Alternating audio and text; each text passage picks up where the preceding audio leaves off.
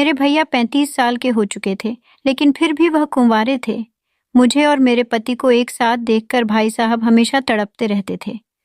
जब भी मेरा पति कहीं बाहर जाता, तो मौका पाकर भाई साहब मुझे अपने कमरे में बुला लेते या फिर देर रात तक मेरे कमरे में आ जाते। एक बार भाई साहब ऑफिस से देर रात घर आए आते ही वह अपने कमरे में जाकर कंबल ओढ़कर सो गए। सुबह उनको दूध देने के लिए मैं उनके कमरे में गई। उस समय उन्होंने मुझे अपने पास बुलाया। जब भाई साहब ने अपने ऊपर से कंबल हटाया, तो सामने का दृश्य देखकर मैं हैरान रह गई। उनके ऊपर से कंबल हटते ही मेरी नज़र उसके ऊपर ठहर गई, क्योंकि वो तो इतना बड़ा ठहर। मेरा नाम पूजा है। मेरी शादी को अभी 2 महीने ही हुए थे। इन 2 महीनों में मैंने अपने पति आदित्य के व्यवहार में कुछ ऐसा देखा जो मुझे लगातार असहज कर रहा था।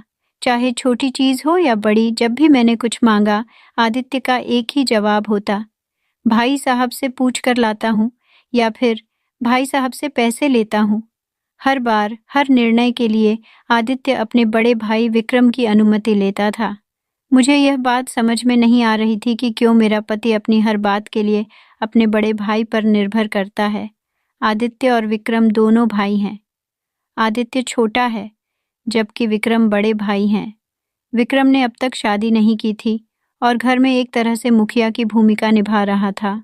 शुरुआत में मुझे लगा कि यह सिर्फ एक आदत है जो समय के साथ बदल जाएगी, लेकिन जैसे जैसे दिन बीतते गए, मुझे यह एहसास हुआ कि यह आदित्य के व्यवहार का एक स्थायी हिस्सा है।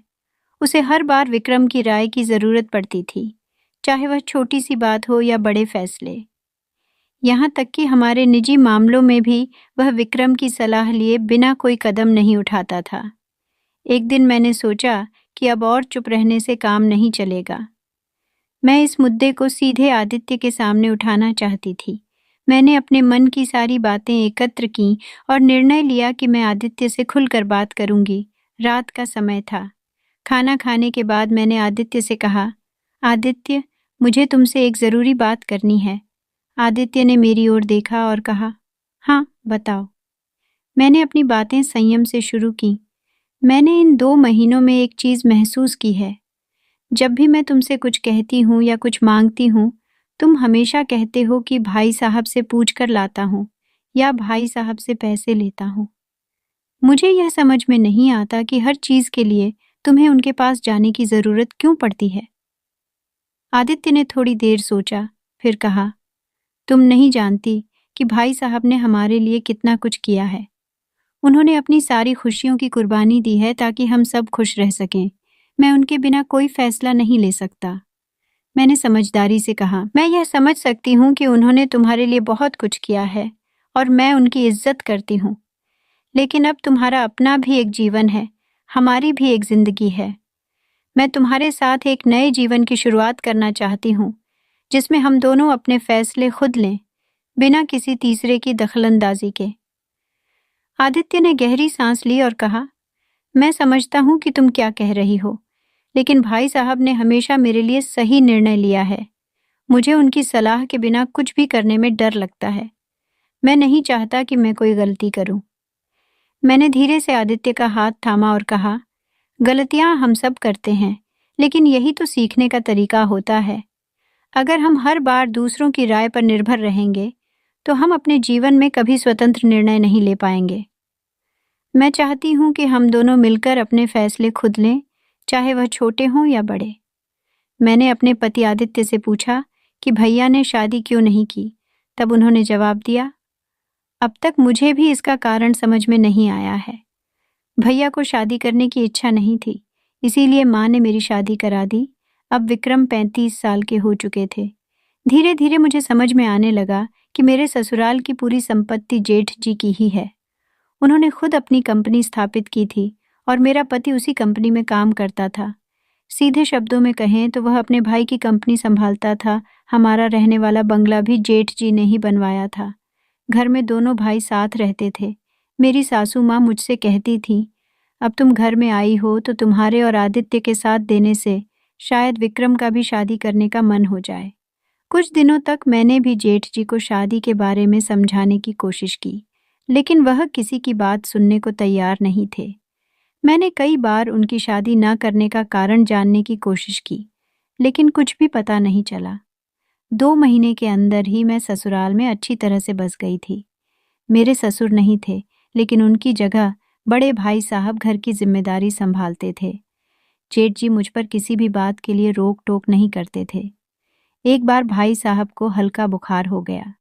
4-5 दिन तक घर पर इलाज कराते हुए वह ऑफिस जाते रहे, लेकिन धीरे धीरे सामान्य बुखार मलेरिया में बदल गया। तब उन्हें तुरंत अस्पताल में भर्ती कराना पड़ा। जेठ जी अब 15 दिनों तक अस्पताल में भर्ती रहे। इन दिनों में अस्पताल में टिफिन लाने और ले जाने की वजह से मैं थक चुकी थी। 15 दिन बाद भाई साहब को अस्पताल से घर लाया गया। लगातार अस्पताल के चक्कर लगाने से मैं बहुत थक गई थी। घर में नौकरानी काम करने के लिए थी, लेकिन घर वालों को मेरे हाथ का खाना ज़्यादा पसंद था। नौकरानी के हाथ की चाय भी कोई नहीं पीता था। सासू माँ भी मुझसे एक रोटी बनाने को नहीं कहती थी। एक दिन मैंने सासू माँ से कहा, माँ मेरी बहुत भागदौड़ हो रही है। आदित्य के लिए अलग खाना बनाना पड़ता है, फिर भाई साहब के लिए बिना मिर्च मसाले का खाना बनाना पड़ता है, और आपको भी अलग खाना चाहिए। अब भैया कुछ दिन घर पर ही आराम करेंगे, तो उनकी देखभाल आप कर लीजिए। तब सासू माँ बोली, पूजा अभी तुम जवान हो, इतनी जल्दी कैसे थक गई? पहले हमारी जॉइंट फैमिली थी, तुम्हारी उम्र में मैंने कितना काम किया है, इसका तुम्हें अंदाज़ा भी नहीं है। अब बच्चे बड़े हो गए हैं, इसलिए परिवार अलग हो गया है। आजकल की लड़कियां जॉइंट फैमिली में कैसे रहेंगी? अभी से तुम बूढ़ी सास और जेठ से तंग आ गई हो। तुम्हारे काम में मदद करने के लिए घर में नौकरानी है, फिर भी तुम्हें इतनी थकान क्यों हो रही है? बस कुछ रोटियां ही तो बनानी है, इसमें इतनी परेशानी क्यों हो रही है? जब मैं इस घर में शादी करके आई थी, तब से मैंने अपनी सासू माँ को कभी भी रसोई में कुछ करते हुए नहीं देखा था। सासू माँ की बात सुनकर मेरे मन में गहरी उदासी छा गई। मैं जानती थी कि उनकी बातें सही थीं, लेकिन साथ ही मुझे यह भी महसूस हो रहा था कि सासू माँ मेरी स्थिति को पूरी तरह से समझ नहीं पा रही थीं। मैं जवान थी, लेकिन लगातार काम करने और 2-2 लोगों की देखभाल करने से मेरी थकान बढ़ गई थी। अस्पताल के चक्कर, घर के काम और सभी की अलग-अलग ज़रूरतों को पूरा करना, ये सब मिलकर मुझे मानसिक और शारीरिक रूप से थका रहा था। नौकरानी के होने के बावजूद घर वालों का मेरे हाथ का खाना पसंद करना मुझे और जिम्मेदार बना देता था। मुझे महसूस हो रहा था कि मेरी मेहनत को शायद उतनी तवज्जो नहीं मिल रही थी जितनी मिलनी चाहिए थी। सासू माँ के तानों और उनकी अपेक्षाओं के बीच मैंने खुद को एक मुश्किल स्थिति में पाया। मुझे लगा कि मेरी मेहनत और समर्पण को नज़रअंदाज किया जा रहा है, लेकिन फिर भी मैं जानती थी कि इस घर में मेरी भूमिका महत्वपूर्ण थी और मुझे अपने कर्तव्यों को निभाना ही था। मैंने एक गहरी सांस ली और धीरे से बोली, माँ, मैं थकान की बात इसलिए कर रही हूँ क्योंकि मेरे लिए ये सब नया है। मैं कोशिश कर रही हूँ कि हर किसी की ज़रूरतों को पूरा कर सकूँ, लेकिन कभी-कभी थोड़ा आराम भी ज़रूरी हो जाता है। अगर आप भी थोड़ी मदद करेंगी तो मुझे बहुत राहत मिलेगी। सासू माँ ने कुछ जवाब नहीं दिया। एक दिन उन्होंने कहा, मैं बहुत थक गई हूँ, मुझे कुछ दिनों के लिए अपनी बहन के यहाँ जाना है। इस पर मैंने कहा, ठीक है सासू माँ, आप कोई भी काम अपने सर मत लगाइए, जहाँ जाना है जल्दी जाइए। मेरे इस कड़वे बोल सुनकर वह बोली, इतनी भी जल्दी नहीं है, जब जाऊंगी तो तुम्हें बता दूंगी। और फिर 10 मिनट तक भाषण देकर उन्होंने सारे काम मेरे ऊपर ही डाल दिए। भैया की बीमारी के कारण उनके ऑफिस का बहुत सारा काम आदित्य को ही संभालना पड़ रहा था, इसलिए वह रात में देर से घर आता था। एक दिन दोपहर में जब मैं भैया को दूध देने गई, तो देखा कि उनके शरीर में बहुत दर्द हो रहा था। वह थोड़ा भी हाथ नहीं उठा पा रहे थे। मैंने उन्हें अपने हाथ से दूध पिलाया और दूध पीने के बाद उनका मुंह अपने साड़ी के पल्लू से साफ किया। जैसे ही मैंने पल्लू हटाया, वह मुझे एक अलग ही नज़र से देखने लगे। भैया की बीमारी के दौरान दिन भर मैं उनके पास ही बैठी रहती थी, क्योंकि उन्हें कभी भी किसी चीज़ की ज़रूरत पड़ सकती थी। मैं उन्हें अपने हाथ से खाना भी खिलाती थी। भैया ने अपनी तबीयत ठीक ना होने के कारण पूरे हफ्ते भर की छुट्टी ले ली थी। इस हफ्ते के 3 दिन बीत चुके थे और इन 3 दिनों में मैंने उनकी बहुत देखभाल की थी। मेरी इस देखभाल से जेठ जी इतने प्रभावित हो गए कि उन्होंने मुझसे कहा, पूजा, तुम्हें क्या चाहिए? जो भी तुम्हें चाहिए होगा मैं तुम्हें दिला दूंगा। मैंने कहा, भैया पिछले हफ्ते मैंने एक नया सोने का नेकलेस देखा था। वह लेटेस्ट डिज़ाइन था और उसे लेने की मेरी बहुत इच्छा थी, लेकिन आदित्य ने पैसे की कमी की वजह से उसे लेने से मना कर दिया था। मैंने मायूस होकर अपनी बात कह ही दी, क्योंकि अब मौका मिला था तो मैं इसे छोड़ना नहीं चाहती थी। जेठ जी ने कहा, पूजा, तुम्हें वह नेकलेस पसंद आया था?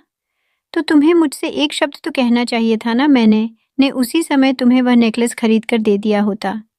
फिर उन्होंने मुझे तुरंत अपना कार्ड दे दिया और शाम को जाकर मैंने वह नेकलेस खरीद लिया। वह नेकलेस जैसे ही मेरे हाथ में आया, मैं खुशी से झूम उठी। धीरे धीरे हमारी नज़रें मिलते मिलते हम दोनों एक दूसरे के करीब आ गए थे।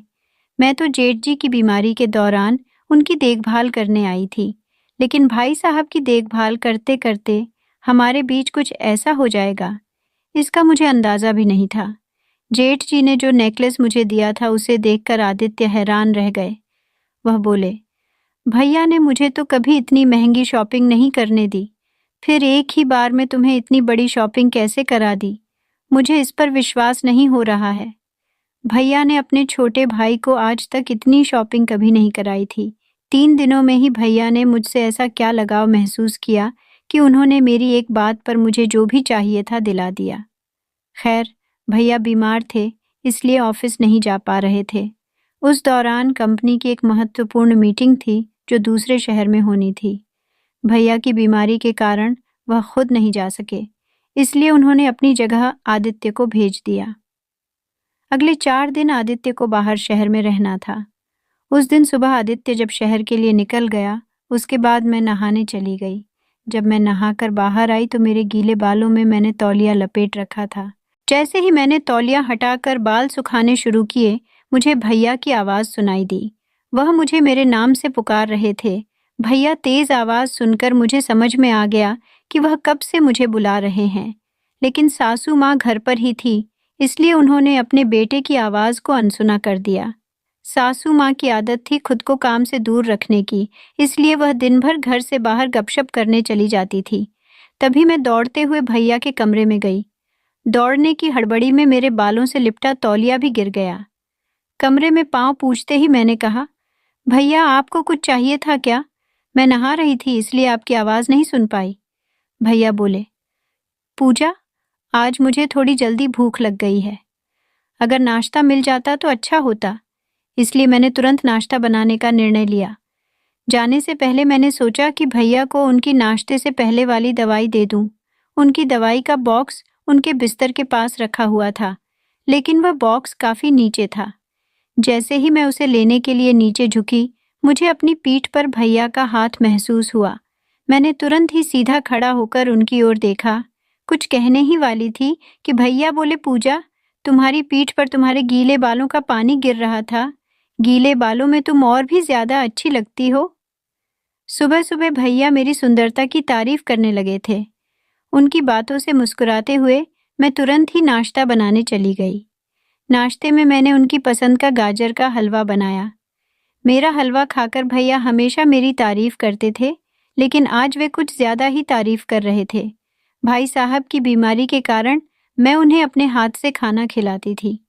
उस रात जब मैं उन्हें रोटी खिला रही थी, उन्होंने मेरी उंगली काट दी। इतने दिनों में यह पहली बार हुआ था। मुझे समझ नहीं आया कि उन्होंने जानबूझकर ऐसा किया या गलती से उन्होंने थोड़ा जोर से काटा था, जिससे मुझे दर्द हुआ। भाई साहब ने मेरे हाथ को दोनों हाथों से कसकर पकड़ लिया। मुझे एक अलग ही नज़र से देखने लगे। भैया ने मुझे एक अलग ही तरीके से देखा और कहा, पूजा, मेरी पत्नी भी तुम्हारे जैसी होनी चाहिए थी। उनकी बात सुनकर मुझे खुशी हुई, क्योंकि मुझे लगा कि वे शादी के लिए तैयार हो रहे थे। फिर उन्होंने कहा, मुझे तुम्हारी जैसी नहीं बल्कि अब तुम ही चाहिए हो। तुम्हारे जैसी तो मैं ढूंढ ही नहीं सकता था। भैया की इस बात ने मेरे मन पर एक गहरा प्रभाव छोड़ा। उन्होंने कहा, समझ लो कि मुझे पत्नी के रूप में तुम ही चाहिए। इसका मतलब था कि भैया का मेरे प्रति नज़रिया धीरे धीरे बदल रहा था। उस समय मैंने उनकी बातों पर ज़्यादा ध्यान नहीं दिया, लेकिन धीरे धीरे मैं भी उनकी ओर आकर्षित होने लगी। भैया की बीमारी ने हमें एक दूसरे के और करीब आने का मौका दिया। इन दिनों भैया मुझसे ज़्यादा बातें करने लगे थे और अपनी भावनाएं मुझसे व्यक्त करने लगे थे। उस दिन मुझे ऐसा महसूस होने लगा था कि भैया को मैं पसंद आने लगी हूँ। भैया की बातों और उनके व्यवहार ने मुझे अजीब से उलझन में डाल दिया था। एक ओर मैं उनके प्रति आकर्षित होने लगी थी और दूसरी ओर उनके शब्दों और नज़रिए में जो बदलाव आ रहा था, वह मुझे समझ में नहीं आ रहा था। भैया की बीमारी ने हमें एक दूसरे के और करीब आने का मौका दिया था, लेकिन इस नज़दीकी के साथ-साथ मेरे मन में कई सवाल भी उठने लगे थे। जब उन्होंने मेरी तारीफ की थी, तब मैंने इसे सामान्य समझा, लेकिन जब उन्होंने कहा कि उन्हें मेरी जैसी नहीं, बल्कि मैं ही चाहिए, तो मुझे अंदर से कुछ अजीब सा महसूस हुआ। मैं समझ नहीं पा रही थी कि भैया सच में क्या कहना चाह रहे थे। क्या यह उनका बीमारी की वजह से ऐसा कहना था, या वे सच में ऐसा महसूस कर रहे थे? उनका मुझे एक अलग नज़र से देखना और मेरी उँगली काट लेना, यह सब संकेत थे कि उनके मन में कुछ ऐसा था जो पहले नहीं था। मेरे मन में भी उनके प्रति धीरे-धीरे आकर्षण बढ़ने लगा था, लेकिन यह स्थिति काफ़ी जटिल थी। इन दिनों भैया मुझसे ज़्यादा बातें करने लगे थे। वे अपनी भावनाएं व्यक्त करने में भी ज़्यादा खुले हुए थे। लेकिन मुझे समझ में नहीं आ रहा था कि क्या यह सही दिशा देखते ही देखते भैया की छुट्टियां खत्म होने लगीं और मेरे पति आदित्य भी घर लौट आए। आदित्य के घर आने के बाद रात में उन्होंने मुझसे कहा, भैया ने तुम्हें नेकलेस दिया और शॉपिंग के लिए अपना कार्ड भी दिया। वे तुम्हारी इतनी परवाह करते हैं तो तुम उनसे मेरे लिए 1 लाख मांग लो। मुझे कुछ अर्जेंट पैसे चाहिए। आदित्य और मेरे बीच एक अलग ही रिश्ता बन रहा था और मुझे उनके इरादे का पता नहीं था। मैंने उनसे पूछा, आपको इतने पैसे किस लिए चाहिए? उन्होंने जवाब दिया, मुझे एक बड़ी गाड़ी खरीदनी है, यह मेरा सपना है। मैंने हामी भर दी और आदित्य सो गए। फिर मैं अपने कमरे से बाहर आ गई, क्योंकि मैं भैया को हल्दी वाला दूध देना भूल गई थी। पिछले कुछ दिनों से भैया कैल्शियम की कमी के कारण हल्दी वाला दूध पी रहे थे, इसलिए मैं रोज रात उन्हें दूध देती थी। उस रात भी मैं उनके कमरे में दूध लेकर गई। दूध का गिलास उनके कमरे में रखकर मैं निकलने वाली ही थी कि भैया ने मेरा हाथ पकड़ लिया। वे बोले, पूजा, इतनी जल्दी क्यों जा रही हो? बैठो, मुझे तुम्हारे साथ बातें करना अच्छा लगता है। भैया मेरी छोटी बड़ी बातों पर ध्यान दे रहे थे। उन्होंने कहा, यह नाइटी तुम पर बहुत अच्छी लग रही है। वैसे भी तुम बहुत सुंदर दिखती हो। मेरी इतनी तारीफ तो आदित्य ने भी नहीं की थी। मुझे लगने लगा कि भैया के मेरे प्रति भावनाएं बदल रही हैं। मैंने हिम्मत जुटाई और बोली, भैया मुझे कुछ चाहिए था, और उनसे 1 लाख की मांग की। अगर मैं आदित्य के नाम से पैसे मांगती तो वह कारण पूछते और शायद पैसे भी नहीं देते। लेकिन मैंने अपने नाम से पैसे मांगे तो भैया ने मुझसे कुछ नहीं कहा, बल्कि वे कुछ और ही बातें करने लगे। वे बोले, पूजा, जब तुम आदित्य के साथ होती हो तो मुझे उससे जलन होती है, क्योंकि उसके पास तुम्हारे जैसी सुंदर पत्नी है। कभी कभी मुझे लगता है कि तुम मेरे साथ क्यों नहीं हो। ये कहते हुए उन्होंने मेरे बालों में हाथ फेरना शुरू कर दिया। हमारे बीच कुछ होने वाला ही था कि अचानक भैया मुझसे दूर हो गए। मैंने कभी भी उन्हें ना नहीं कहा था। इसका मतलब है कि उन सब बातों में कहीं ना कहीं मेरी भी सहमति थी। अब भाई साहब मुझसे दूर हो गए थे। फिर उन्होंने मुझे वहां से जाने के लिए कहा। कुछ समय पहले वह मुझसे करीब होने की कोशिश कर रहे थे, लेकिन अचानक ऐसा क्या हुआ, यह मुझे समझ नहीं आया। उस रात के बाद पूरे 3 दिन तक भैया ने मुझसे बात तक नहीं की। उन्होंने चुपचाप मेरे हाथ में 1 लाख का चेक दे दिया था। मैंने वह चेक आदित्य को दिया। आदित्य ने कहा, भैया इतने मेहरबान कैसे हो गए? यह तो मुझे समझ नहीं आ रहा। वह तो रोज का भी हिसाब पूछते हैं, और तुम्हें एक ही बार में इतनी बड़ी रकम दे दी भैया। और मेरे बीच किस प्रकार का रिश्ता बन रहा था, इसकी आदित्य को जरा भी खबर नहीं थी। मैंने उसकी बात पर सिर्फ सर हिलाया। अगले 4 दिन बाद से ही सासू माँ अपनी बहन के घर जाने की तैयारी करने लगी।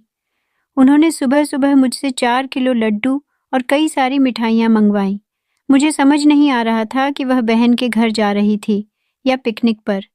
मैंने सासू माँ के लिए सब कुछ तैयार कर दिया और इस तैयारी में इतनी बिजी हो गई कि सुबह से चाय भी नहीं पी थी। उठने के बाद से ही मैंने सिर्फ चेहरा धोकर कमरे से बाहर आई थी। सासू माँ की सारी शॉपिंग 9 बजे तक कर दी थी। उसके बाद वह जाने की तैयारी करने लगी। उस दिन 11 बज गए थे और मेरे नहाने का समय भी हो गया था। कुछ समय बाद सासू माँ अपनी बहन के घर चली गई और आदित्य भी ऑफिस जाने के लिए निकल गए। इसी दौरान भाई साहब भी ऑफिस के लिए निकल रहे थे। घर में अब मैं अकेली थी। नौकरानी भी सारे काम निपटाकर जा चुकी थी। सभी के जाने के बाद मैं आराम से नहाने चली गई। नहाने के बाद मैं अपने कमरे में साड़ी पहन रही थी। मैंने बस पल्लू ही ओढ़ा था कि तभी मेरे कमरे का दरवाज़ा खुला और सामने से जेठ जी अंदर आए। उन्हें देखकर मैं पूरी तरह से हड़बड़ा गई, क्योंकि मेरे शरीर पर पल्लू भी ठीक से नहीं था। मैं जल्दी से पल्लू ओढ़ने लगी। जेठ जी मेरी ओर आए और बोले, पूजा, इतनी जल्दबाजी की ज़रूरत नहीं है। तुम्हारी सिर्फ थोड़ी सी साड़ी ही तो उलझी है। मुझे तुमसे कुछ बात करनी है। अब घर में कोई भी नहीं है, इसीलिए मैं आधे रास्ते से वापस आ गया। भैया को घर में किसी के ना होने पर मुझे ऐसी क्या गुप्त बातें करनी थी। मेरे मन में अनगिनत सवाल चल रहे थे। मैं विचार कर ही रही थी कि तभी भाई साहब मेरे सामने आकर मुझसे माफ़ी मांगने लगे। जेठ जी को माफ़ी मांगने का यह तरीका मेरे लिए बहुत ही अजीब था। मेरे मन में सवालों का बवंडर चल रहा था कि आखिर भैया को ऐसा क्या कहना था जो उन्होंने इतना सस्पेंस क्रिएट किया। जब भैया मेरे सामने आकर माफ़ी मांगने लगे तो मैंने हैरानी से पूछा, भैया आप मुझसे किस बात की माफ़ी मांग रहे हैं?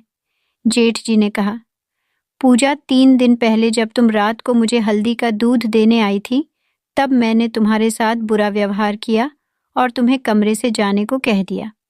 उस दिन मेरे बर्ताव ने मुझे बहुत बुरा महसूस कराया, इसलिए मैं तुमसे माफ़ी मांगने आया हूँ। मैंने कहा, कोई बात नहीं भैया, मुझे आपकी उस हरकत का बिल्कुल भी बुरा नहीं लगा। आप तो मेरे अपने हैं। मेरी यह बात सुनकर भैया और भी ज़्यादा मेरे करीब आ गए। उन्होंने कहा, तुम्हारा यह अपनापन मुझे पागल कर देगा। इसके बाद उन्होंने फिर से मेरे साथ नज़दीकियां बढ़ाने की कोशिश की। इस बार मैं उन्हें रोकने की बजाय प्रतिक्रिया देने लगी थी, लेकिन अचानक भाई साहब ने मुझे पास से दूर कर दिया और फिर माफ़ी मांगते हुए वहाँ से चले गए। इस हरकत पर मुझे गुस्सा आने लगा था। बार बार मेरे करीब आकर मेरी भावनाओं को जगाकर पल भर में मुझसे दूर हो जाना मेरी चिड़चिड़ाहट बढ़ा रहा था। भैया ने 2 बार ऐसा किया, लेकिन अब मैंने तय कर लिया था कि मैं उनके पास जाकर ही रहूंगी उस रात। जेठ जी की हरकतों ने मुझे पूरी तरह से उलझन में डाल दिया था। जब उन्होंने मुझसे माफ़ी मांगी और फिर पास आकर नज़दीकियां बढ़ाने की कोशिश की, तो मेरा मन और भी बेचैन हो गया था। मैंने उनके इरादों को लेकर गंभीरता से सोचना शुरू कर दिया था। उनके अचानक से मुझसे दूर हो जाने का कारण क्या था? क्या उनके मन में वाकई में मेरे प्रति कोई भावना थी, या यह सब एक भ्रम था? जब मैं रात को बिस्तर पर लेटी, तो जेठ जी के व्यवहार के बारे में सोचते हुए नींद मुझसे कोसों दूर थी। मेरे मन में बार बार वही दृश्य घूम रहे थे, उनकी माफ़ी, उनकी नज़दीकियां और फिर उनका अचानक से खुद को पीछे खींच लेना। ये सब कुछ समझ पाना मेरे लिए मुश्किल हो रहा था। मैं समझ नहीं पा रही थी कि उनके इस व्यवहार का क्या अर्थ है। उस टाइम सासू माँ घर पर नहीं थी और आदित्य भी थोड़ी ही देर में गहरी नींद में चले गए। तो मैंने मौका देखा। जब मुझे यकीन हो गया कि आदित्य गहरी नींद में सो रहे हैं, तब मैं धीरे से उनके बगल से उठकर बाहर निकल गई। मैं खुद को संभालते हुए जेठ जी के कमरे में पहुंची। भैया सोते हुए दिखाई दे रहे थे। मैं उनके पास पहुंची। तभी अचानक कमरे की लाइट जल गई। पीछे मुड़कर देखा तो सामने आदित्य खड़े थे। आदित्य ने कहा, पूजा, तुम मेरे भाई के साथ क्या कर रही हो? आदित्य ने अचानक भाई साहब को इंजेक्शन लगाते हुए देखा और तुरंत मेरे बगल में खड़े डॉक्टर की कॉलर पकड़ ली। मैंने डॉक्टर को खुद अपने साथ लाया था और मेरी ही बात पर वह भैया को इंजेक्शन लगा रहा था। हमारे शोर से भैया भी नींद से जाग गए और उन्हें कुछ समझ में नहीं आ रहा था कि क्या हो रहा था। आदित्य ने कहा, भैया, आप बिल्कुल भी चिंता मत करो। मैं आपको कुछ भी नहीं होने दूंगा। मेरी पत्नी आपके साथ ऐसा कुछ करेगी, इसकी मैंने कभी कल्पना भी नहीं की थी। यह सुनकर मैं भी हैरान रह गई। आदित्य भाई साहब को बताने लगा कि पूजा किसी डॉक्टर को साथ लेकर आई है और यह दोनों मिलकर आपको कोई इंजेक्शन देने वाले थे। जेठ जी ने आदित्य को शांत किया और कहा, मुझे अभी भी विश्वास नहीं हो रहा कि पूजा कुछ गलत कर सकती है। फिर भाई साहब ने मुझसे सवाल किया, पूजा, यह सब क्या हो रहा है? तुम मेरे साथ क्या करने वाली थी? मैंने धीरे धीरे बोलना शुरू किया, भैया, मैं अपने साथ गुप्त रोग विशेषज्ञ का इंजेक्शन लेकर आई थी, क्योंकि मुझे आप पर शक था कि आपके अंदर कुछ कमी है। आप 35 साल के हो गए हैं और आपकी इतनी संपत्ति है, फिर भी आपने शादी क्यों नहीं की? आदित्य, मैंने तुमसे भी कई बार इस बारे में पूछा, लेकिन तुमने भी कुछ नहीं बताया। मुझे लगा शायद भैया ने अपनी कमी सभी से छुपा रखी है। मुझे इसकी जांच करनी थी, इसीलिए आज मैं डॉक्टर को लेकर आई थी। डॉक्टर आपको बेहोशी का इंजेक्शन दे रहे थे ताकि वह ठीक से जांच कर सके और आपको इसके बारे में पता न चले। मेरी बात सुनकर जेठ जी बोले, पूजा, तुम्हें किसने बताया कि मेरे अंदर कुछ कमी है? तुमने ऐसा क्यों सोचा? मैंने जवाब दिया, भैया, कई बार आप मेरे करीब आते आते रुक गए थे। आपकी बातों में भी एक झिझक थी, इसलिए मैं सच्चाई जानना चाहती थी कि क्या आपके अंदर सच में कोई कमी है या शादी न करने का कोई और कारण है। इसी वजह से मैं आपसे मीठी मीठी बातें करती थी। भैया, अब तो सच बता दो कि आपके अंदर किसी प्रकार की कोई कमी है जो आप शादी करने से इनकार कर रहे हैं। जेठ जी ने तब गंभीर स्वर में कहा, मेरे अंदर किसी प्रकार की कोई कमी नहीं है। मेरा शादी ना करने का सिर्फ एक ही कारण है और वह है मेरा प्यार। जब मैं 22 साल का था, तब से ही मैं अपने बचपन की दोस्त पायल से शादी करना चाहता था।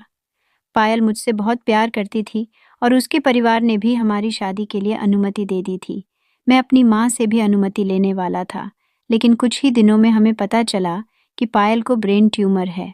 उसके माता पिता ने उसका इलाज शुरू किया, लेकिन इलाज के दौरान पैसों की कमी हो गई और पायल ने अपनी जान गंवा दी। उस समय मेरे पास इतना पैसा नहीं था कि मैं अपने प्यार को बचा सकूं।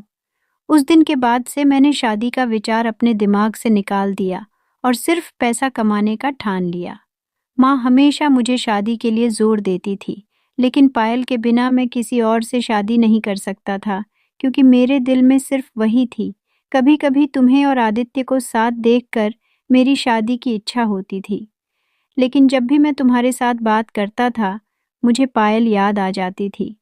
आखिरकार मैंने अपने मन को समझा लिया कि जितनी भी कोशिश कर लूं, मैं पायल के अलावा किसी और से शादी नहीं कर सकता। बात करते करते भैया की आंखों से आंसू आ गए। फिर आदित्य ने उन्हें संभाला। उसके बाद मैंने कहा, भैया, मुझे आपकी बहुत चिंता होती है। आप दिल से बहुत अच्छे हैं और इतना पैसा भी कमाते हैं। आपने अपने छोटे भाई को भी सही रास्ता दिखाया है। कल हमारी संतान आपको बड़े पापा कहेगी, लेकिन वह आपको पापा नहीं कहेगी। कितना भी हो, आपकी संतान और हमारी संतान में थोड़ा बहुत फर्क तो होगा ही। कल बच्चों की पढ़ाई के लिए हमें दूसरे शहर जाना पड़ सकता है। सासू माँ से अब कुछ काम नहीं होता। आखिर वह हमारे साथ कितने साल तक रहेंगी? ये कहा नहीं जा सकता। आप कितने दिन अकेले जिंदगी जींगे? अभी भी आपकी शादी का समय नहीं गया है। एक बार किसी लड़की को अपनी जिंदगी में थोड़ा सा समय देकर देखिए। निश्चित रूप से आपको उसमें भी अपनी पायल नजर आने लगेगी। आपका घर बसता देखकर माँ को भी संतोष मिलेगा। भैया, प्लीज, आप तो शादी के बारे में सोचिए। अभी भी आपकी शादी का समय गया नहीं है। इतने दिनों से आप शादी करें। इसी वजह से मैं यह सब कोशिश कर रही थी। मेरी बात खत्म होते ही आदित्य ने मुझसे और भी भैया से माफी मांगनी शुरू कर दी। वह बोले, पूजा, मुझे माफ कर दो। मैंने तुम्हें गलत समझा। मेरा बड़ा भाई, जो मुझे पैसे पैसे का हिसाब लेता था, तुम्हें एक शब्द पर सब कुछ कैसे दे रहा था, यह मुझे समझ में नहीं आ रहा था। भाई साहब ने 1 लाख का चेक भी तुम्हें दे दिया। मुझे ये समझ नहीं आया, क्योंकि मुझे गाड़ी नहीं लेनी थी। मैं तो बस तुम्हारी परीक्षा ले रहा था कि भाई साहब तुम्हें इतनी बड़ी रकम देते हैं या नहीं।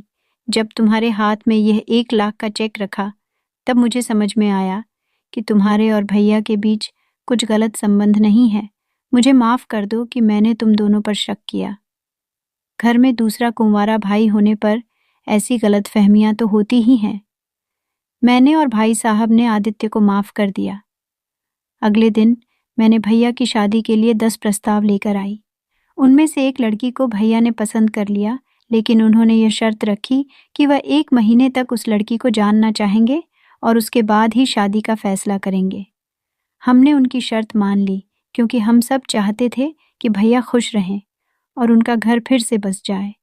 1 महीने बाद भैया ने शादी के लिए मंजूरी दे दी।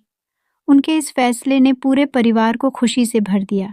सबसे ज्यादा खुश सासू माँ थीं, क्योंकि उन्हें अब इस बात का संतोष था कि भैया का जीवन फिर से संवर जाएगा और उनका बुढ़ापा अकेले नहीं कटेगा। शादी के दिन पूरे घर में खुशी का माहौल था। भैया की दुल्हन को देखकर ऐसा लग रहा था जैसे पायल की ही कोई प्रतिछाया हो।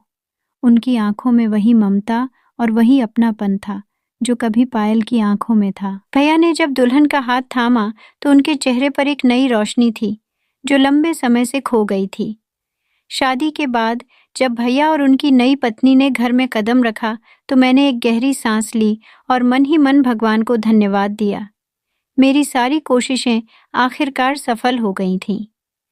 मैंने भैया के हाथ में उनके बुढ़ापे का सहारा सौंप दिया था।